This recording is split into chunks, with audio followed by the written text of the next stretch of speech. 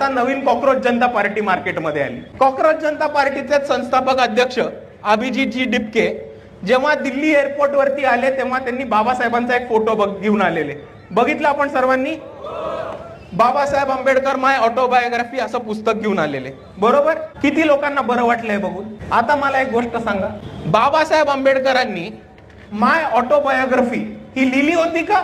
बाबासाहेबांनी आत्मचरित्र लिहिलंच नाही कधी त्यांचं. बाबासाहेबांचं एक पुस्तक होतं, मध्ये त्यांनी स्वतःचा अनुभव लिहिला होता, वेटिंग फॉर अ व्हिसा नावाचं. बाबासाहेबांनी आत्मचरित्र लिहिलंच नाही. तरी हे भाऊ बाबासाहेब आंबेडकर माय ऑटोबायोग्राफी न्यूयॉर्क वरनं घेऊन आले, अमेरिकेवरनं. आता जर तुम्ही अभिजित डिपकेंनी जे पुस्तक पकडलेलं ते बघितलं तर ते बाबासाहेब आंबेडकर माय ऑटोग्राफी नावाचं पुस्तक आहे. आता हे पुस्तक आहे कोणाचं? तर डायमंड पब्लिकेशनचं.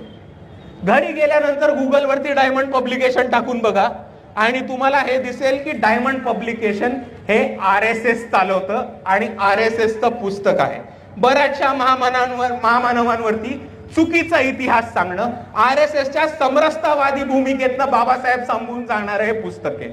आणि म्हणून अभिजित डिपके जेव्हा RSSचं बाबासाहेबांचं पुस्तक घेऊन येतात, ह्या धोक्याच्या घंटा आत्ताच आपल्याला वाचताना दिसतात. आणि इकडच्या जेनझींना त्यांच्या भाषेत सांगायचं तर एवढंच सांगेल की वो पकडा है ब्लू फ्लॅग लेकिन हमको दिख रहा है रेड फ्लॅग, करने का क्या? आणि जर इकडचा तरुण त्या व्यवस्थेला चॅलेंज करत असेल आणि त्या व्यवस्थेला एक पर्याय उभा करत असेल तर कॉक्रोच जनता पार्टीला वंचित बहुजन आघाडीने पाठिंबा देण्यास काहीही हरकत नाही. पण तुम्ही बदल घडवताय तो कुठल्या दिशेने बदल घडवताय?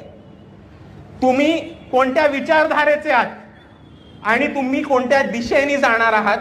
हा आमचा अधिकार आहे तुम्हाला प्रश्न विचारायचा आणि आम्ही तो प्रश्न विचारणारच. आणि आपल्याच आंबेडकरवादी समाजाने माजी सरन्यायाधीश भूषण गवईंबद्दल एक महत्वाची भूमिका घेतलेली आणि तीच आपल्याला सुद्धा अभिजित डिपकेंबद्दल घ्यायला लागणार आहे. ती अशी होती की माणूस जातीने कोणत्याही जातीचा असो फरक पडत नाही, विचारांनी आंबेडकरवादी पाहिजे.